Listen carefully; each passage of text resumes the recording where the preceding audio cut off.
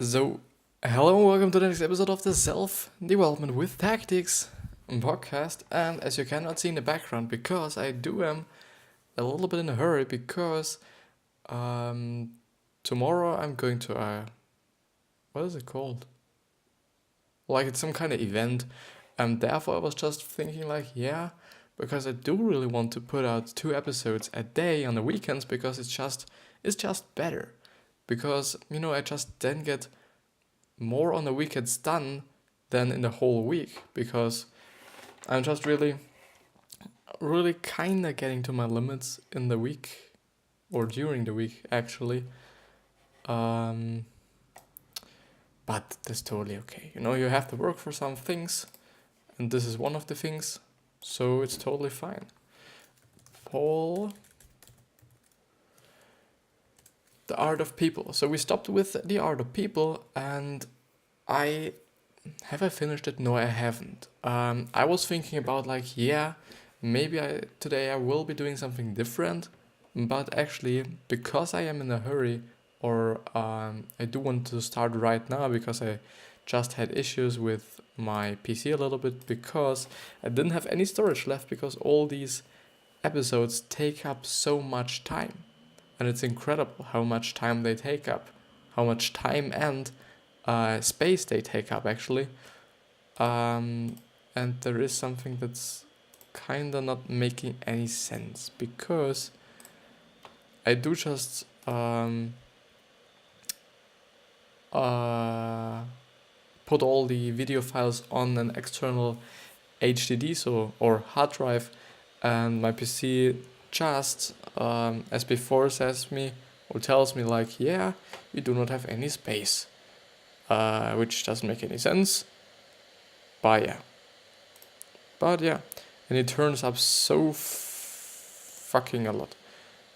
I do want to close Photoshop because that's taking up a lot of resources, actually. And I do hope that he not during the recording is like, yeah, man, you do not have any space, man. Please just do something about it, and then be like, actually, yeah, but I've already done this, so just fuck off, man. But he actually says me again, so I do really hope that this all is good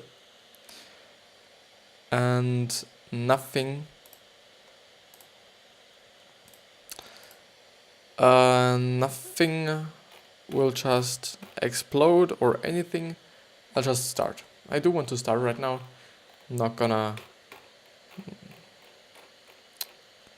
meeting people with Red Hat advisors, hiring and firing with definitely Red Hat, blowing people off, yeah, learning how to read other people, yeah, listen with your eyes, yeah, and this is, I think,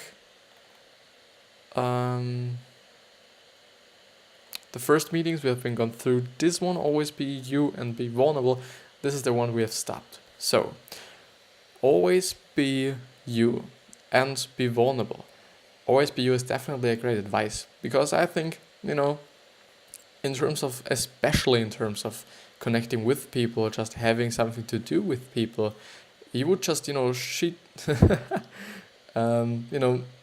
kind of shoot yourself in the knee for just being another person, because you can't hold this up. You can't be just acting like another person for someone your whole time long. It doesn't work, and it won't work.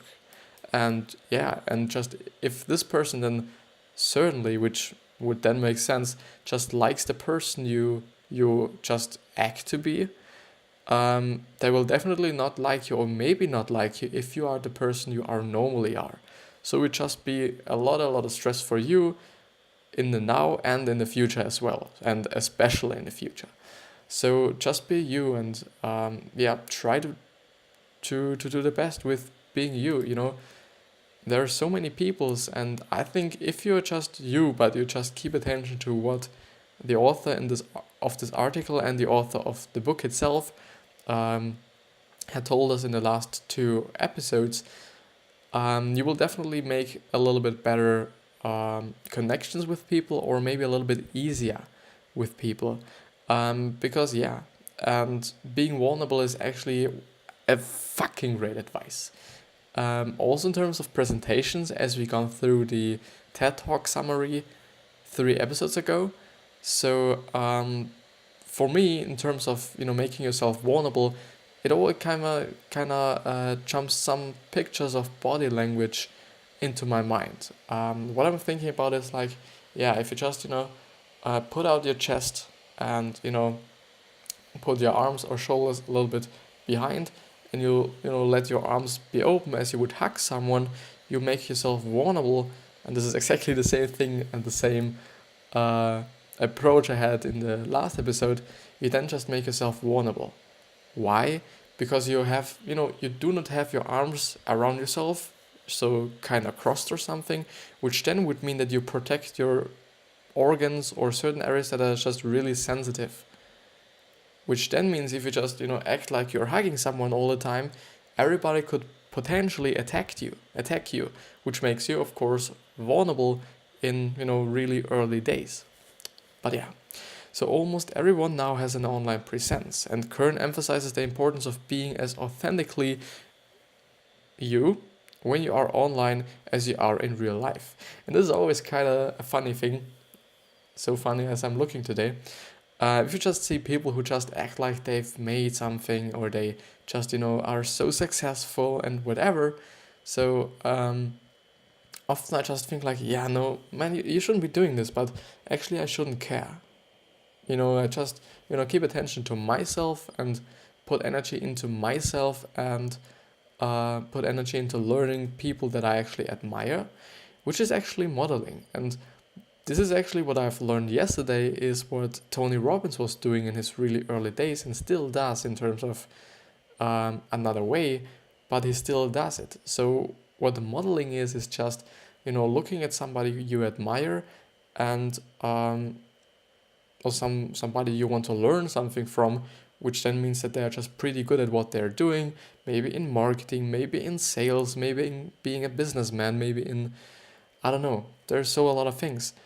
But modeling then means to just act like you are them. So just kind of mirror them in some certain ways, so that you can actually just pretty much listen to them, yeah, of course, see what they are doing and do the same, how they are thinking and think the same, and all these other steps.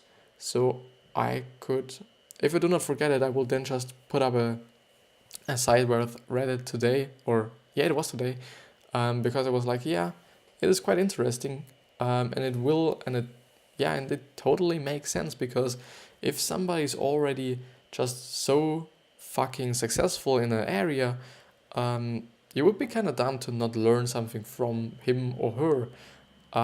It always depends, especially, and it's always like the thing, because we're all individuals, it always depends on if you just admire people, some other people, or if you just actually just some kind of give a shit about somebody's opinion or actually somebody's life. If it's just somebody like Gary Vee, might be the best example. He seems to be like, yeah, he's doing his own shit, and he tries to put up his own shit. So he, at my point of view, or I think, or I assume, I do not totally know, that he would quite never be something or be doing something like modeling, because yeah, it's not how I would assume that he would do it, but Tony Robbins did, and it is a good approach, and it's also just kind of great for you to do it as well, because it just saves up a lot of time.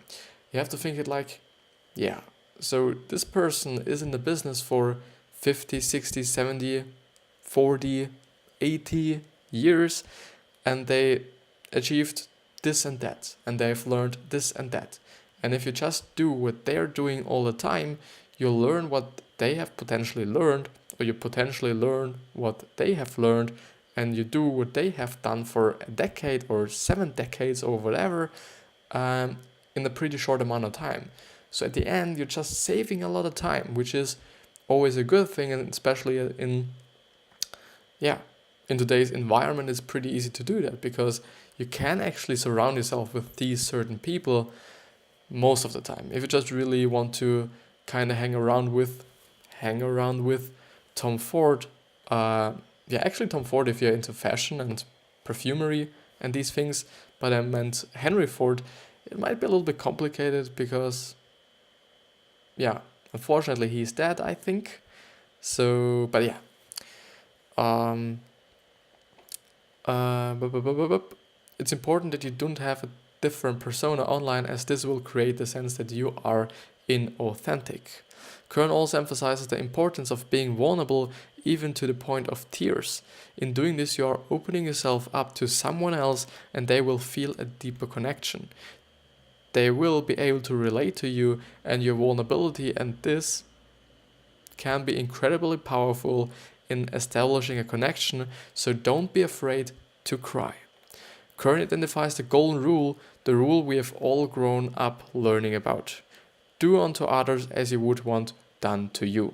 And this is actually, and I just stop immediately reading this sentence or this paragraph, because at my point of view it doesn't make completely any sense. Nothing. There's nothing, about this one that would be a good advice at my point of view. Yeah, maybe some kind of things. But the thing is, it's also the kind of the same thing in marketing. Why would you put out stuff that you like? And the first rule of creating this content is that it's helping you and you like it. Why would you do that? And why wouldn't you just be like, yeah, I'll create content for my target audience, because these are the people who actually need and want my content. And then it would be just so fucking dumb to make something just because you like it, or just put something out because just you like it and you just look at yourself. It wouldn't make any sense. And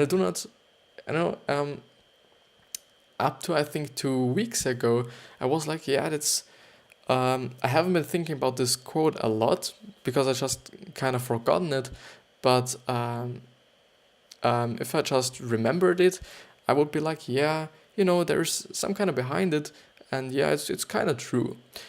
The thing is, there's something you can say which is generally or commonly speaking kind of right. What I want to say is that people do not want to get hit, and I assume that you do not want to get hit, and such things. So such things that are just common sense, but in terms of just producing content or actually speaking with people and interacting with people, because if you really want to be hugged and you hug somebody, the chances there that she or he doesn't really want to be hugged. A lot of people do not want this. They just, want to shake your hands, or, I don't know, kiss, have a kiss on the cheek or whatever, but they do not want to be hugged. And you just do it because you assume that they want it because you want it. But yeah, I just just had to say this. And I actually wanted to say this today anyways. And before I was actually reading this fucking paragraph, I was thinking like, yeah, I do really have to kind of say this today, because it is important, and I think it's actually, I quite don't get it, but I hope that he kind of says the same thing. But let's see, where did I stop? This is something we've all heard before and been told countless times. However, Kern explained that there is a fundamental weakness with this rule, and that is that everyone is different. Just exactly what I was talking about. In a certain situation, you may want to be treated one way, but someone else requires a very different treatment. And it's also the same approach with, learning, for example, in school especially. Some people can't learn in school. Some people can learn in school. Some learn with reading, some learn with listening, some learn with osmosis. There's so many different individuals on this fucking planet, and yeah, just taking yourself as an example for everyone would you would be an idiot, kinda. But someone else required treatment. Context is so important as is understanding people. So Kern encourages we'll live by a slightly altered version of the rule: do unto others as they would want done to them. Actually true, and I like this version way fucking more better, because it's actually true and it makes sense. And I hope you just kind of get it what I meant before. So focus on influencing people. This is actually something I've been quite looking up today because I'm pretty interested in it, and I think that there are just, a lot of people who were just very influential in the past few years, or years in terms of 1,000 years, 100,000 years. The actual thing is, I typed it in, and the first person was Muhammad, which is the prophet of the, I don't know, so do not get me wrong if I say something wrong, which is some kind of the prophet of the Muslim religion. And then there was Jesus, which were several, places behind him. So Muhammad was the first one. And then I think the actually two one, which some kind of, I don't know, which was a little bit confusing for me. It was actually Isaac Newton, I think. And then there was Albert Einstein, and all these great people. But yeah, so Kern explains that you really want to be influential. Yeah, I really want to be. But the thing is, at my point of view, to be very influential in terms of me, so in terms of social media and in terms of an online presence, you actually do just really exactly have to know what your target audience is like. So what do they like? What do they want to do? What do they want to become? And all these things. The problem is I do not know these things yet. I don't know them yet. And I just kind of, figure out how I could figure out this. I don't even know, because as I was telling you in a lot of episodes before, it's quite hard to do it in terms of social media, because in my niche, so the self-development, information, success, business, this niche, it's first of all, there are so much fucking many people in this kind of niche, and second of all, there are just a lot of people that are just shit in terms of how they act, because it's most of the time just some kind of network in the background. They just comment on each other's post, and so at the end you can't really see some real people. The thing is, I could go through every single like and every single account if there is somebody who is following this and that person, to just figure out if he might actually or she might actually be interested in my content as well. Yeah, I could do this, but yeah, so there are ways which are, but most of the time, just really fucking time consuming. What's problematically for me, because time is very, very, first of all, important. Second of all, some kind of, is it precious? It has a pretty high price for me. So the first one is, don't use the phrase "I have an idea." Never use the word "I." Might be a little bit hard to do and difficult to do, actually, because if you just are influential, often you can just assume, which is definitely not the thing that I am. You can definitely say that you are good at something, or you are actually the best at something, which then makes you influential, because you then just can help a lot of people. And this is actually something that I was reading about today in some articles, because I really try not to actively learn things besides doing these episodes and doing these videos and doing this podcast series, so that I can just add more value and more value and more value, and to get a lot more out for me, out of my time, and so on. So it's just some kind of circle which just begins with me and kind of ends with me, some sort of. What I want to say is that if you're just influential because you are the best at something, you just sometimes have to use the word "I." You just say, I do this and that because it helped me in this and that way. And then people may be like, I'll do this as well because it worked for him and he is just, really good at this task, so I'll do it as well. But the second one is, rather you should subtly push the other person in the direction of your idea and the results. Don't be explicit, let them fill in the gaps. Actually kind of true, because the thing is, which is actually standing in or written down in how How to Win Friends and Influence People by Dale Carnegie, my pretty much go-to book when I just, talk about things. I think it was actually the most influential book in my entire life I've been going through, just as easy as it is, because it's so fucking good and there is so fucking good information in it, which I think everybody should first of all read, and everybody just needs, because they are so good, so fucking good. But yeah, so let them fill the gaps. The thing is with people always like to just achieve something themselves, create something themselves, and this is actually, if you have been going through some podcast episodes, I've been talking about this one quite often now. So people like to just create something themselves. He in his book actually just told a story about a boss and his employee. And the thing was, they both had a meeting, and at one meeting, so at the end there were two meetings. At the first meeting, the employee was like, yeah, I do have an idea to do this and that and whatever. So the thing is, nobody was quite like, yeah, it is a good idea or it's a bad idea. It's, nobody said quite anything as I remember it.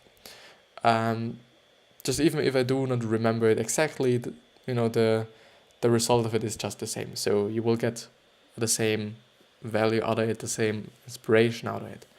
The thing is, in the first, or not in the first, but in the second meeting, the boss actually had the fucking same idea and told them, maybe his boss or whatever, and everybody was kind of, just really excited about this idea and was like, yeah, this is a good idea, thank you for bringing this in, and whatever.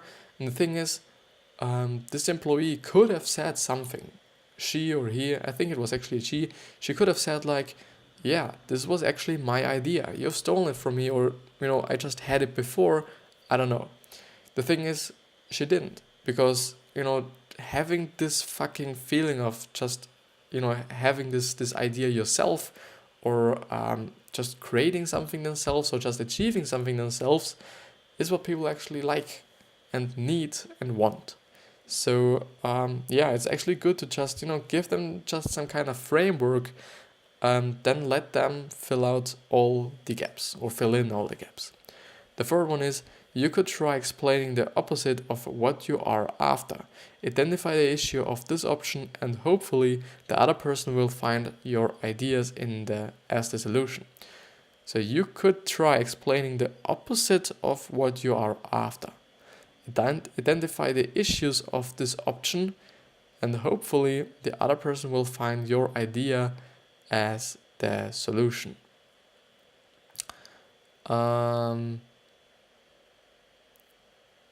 I kind of see what he's going to, but I kind of actually do not really feel like, this might be a good idea, or this might be just something to tell somebody to do this. So I'm not sure. The thing is, I do not understand it so exactly that I could kind of criticize it so much as I might be doing right now. But you can think about it yourself as well. So the fourth one is, if the other person mentions your idea, whether close to or exact, embrace it and encourage them.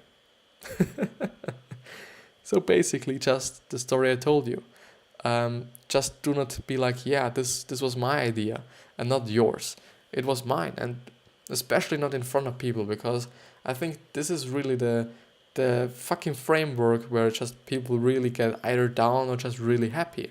First of all, praising somebody in front of other people and in front of maybe authorities and so on will just push their fucking ego so fucking high. It's just enormous. And it makes sense because just, everybody listens to it and everybody hears it, and so it's just great for them. But it's also the other way around. So if you just then fuck about somebody and just be like, this was my idea, you're a fucking piece of shit, and so on, maybe a lot of people might be laughing, or just this person will feel so embarrassed because so much people heard it, and so it's not like between two persons, but between just 40, 50, 60 persons. Yeah. The fifth one is, you can suggest alternations to their idea when it's not quite what you wanted. Suggest that their idea was a great starting point, but have the consideration or they considered a few ways to make it better. Yeah, and always in a gentle way. So if you're actually a leader and or a boss, it is always good to just say, could you please do this? Or could you please just change this? Or could you please just, open me the door, and not be like, open the door, or just do this now, or whatever. It's always important to be just nice. And a leader and a boss should be nice. A boss, and this is actually some kind of stereotypical kind of thing, that all bosses are just pieces of shit, which is some kind of not true. The thing is, maybe they do have to make certain decisions that you might not be that happy about, but it is in terms of their business. Maybe they even have another boss above them, so they, will get fucked if they just make a fucking decision. So the thing is, only because your boss is making a decision you are actually not that happy about doesn't mean that he's just an asshole, but he maybe just has to do these things. But what I want to say is that bosses and just leaders should just really be encouraging you to do things and just really building you up and kind of grow you if they're just really above you and just a few levels ahead of you. Because they can do such a lot of things. And what I've also noticed with just most of the time pretty successful people is that they do actually have a lot of mentors. The thing is, it's not like, nowadays there are just, some kind of mentor programs where you just get a mentor and you pay for them and so on, which is something that I think is not the best idea, because the relationship between someone who bites someone or somebody's service to just get information out of them, or just the relationship of actually two good friends or a mentor, or you some kind of just get to know each other through some kind of weird ways, and this just happened. This is definitely another relationship, and so I do not really think about if it's a good idea to buy yourself a mentor. The thing is, working for someone you admire and working for someone you actually appreciate or just think like their work is totally great is a good idea, because you might be learning a lot of things, or you definitely will be learning a lot of things. You just, first of all, just do not really expect them to just show you everything, but you have to take action and not be that passive. But and this is also the thing that I'm trying to do with my internship. So I do have to do an internship for my school so that I can actually graduate, which is a good thing at my point of view. The bad thing about this one is that in our industry and in our country or district, there are a lot of fucking graphic designers, but most of them are just 1 people, 2 people, or actually person, company, or just some kind of service providers. And then it's like, they do not have the resources to actually kind of employ you, and actually they do not want to often, and they do not even reply to your emails, and so on. So it's just pretty hard or tough to get a place where you can just have your internship, and then just really to learn something, and really to actually then also maybe get some kind of money, because working for a month for free, especially if you do not learn anything or not that much as you hoped you would, will just then totally fuck you. Therefore, I'm really trying to, first of all, apply very, very soon, because the last years I was quite late, and so a lot of people just had some internships already, and so it was quite difficult for me to get one. I did get one, and it was quite okay. The thing is, I had the experience, and I think it's great that I have the experience of not being in a place that, might not. Yeah, I do not know. It's quite hard to tell if I liked it or not, because the thing is, I don't, want to shit about somebody else's business with somebody else. So this is something I do not really want to do. And but the thing is, I got my experience, but I didn't learn too much. Yeah, it was kind of boring as well, but I was listening to Rich Dad Poor Dad actually while I was working, which is the good thing about graphic designers, because then you can actually just, people just understand that you are listening to music or listening to whatever, because it's just the creative industry and people understand you and you as an individual as well. But storytelling is so important, so fucking important, and actually a pretty good thing. Let's see what the author thinks about it. So Kern explains that you really need to avoid the sales pitch. Everyone can sense a sales pitch a mile away, and nobody likes being sold to. Totally true. A better alternative is storytelling. Storytelling has the power of persuasion and can be compelling. Stories allow people to connect with you on an emotional level and are easily drawn in. Kern explains that storytelling can sell products, services, and ideas in a much more authentic way than any sales pitch ever could. To influence others, you have to know when to shut up and listen, no matter what you have to say. Offer, sell, or convince someone of it. It is always more effective to demonstrate genuine, authentic interest in the other person by listening and asking questions.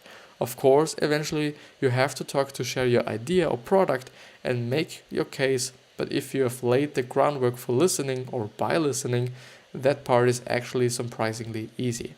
The thing is, that's actually again something that I quite learned from Gary Vee, is that actually if you do think that a customer could get a way better product from somebody else, you should definitely encourage them to buy the product from somebody else, because you should always be in terms of the customer.